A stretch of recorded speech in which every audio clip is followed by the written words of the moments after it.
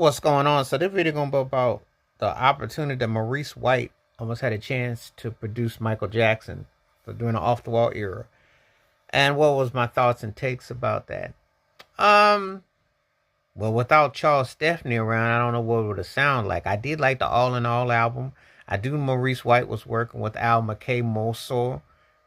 Best of My Love doing emotion stuff. Verdi and White got in. They still kept the sounds and everything. I don't know how that would have worked sonically. I think I've talked about it before, but I'm gonna bring this up again. The best era for them to have probably done a collaboration would have been 74 through 78.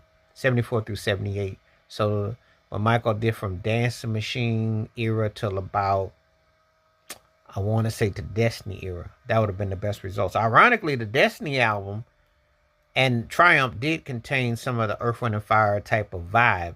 Because Can You Feel It is one of the best songs that Earth, Wind, and Fire never did after 1979. They never did. Can You Feel It was very Earth, Wind, and Fire with the time horns, the arrangements, the production.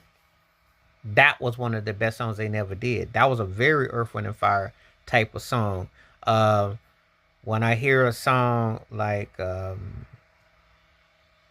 want to think on Jackson's albums, probably like the lushness of Push Me Away would have been interesting. But the thing is that Maurice White and them didn't work with Kid Axe. They had Denise Williams, the Motions, but they didn't really go into that. That was a whole different era. More grown. And very few acts. Now, I know Freddie Perrin, who was a Motown staff writer producer, did that, and he showed Leon Silvers the ropes a lot on the production side.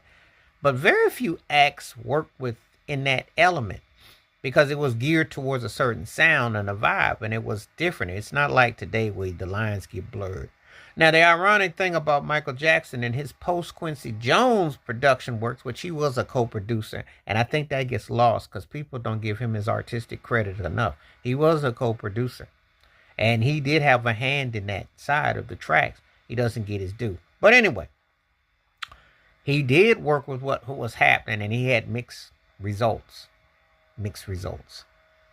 Because I had a buddy of mine who's a writer, LA, once said, we were talking about Michael, and he said in the post-Quincy Jones era, he said it was, and the guy's a vegetarian, vegan like myself, but he did say this remark, and I never forget it.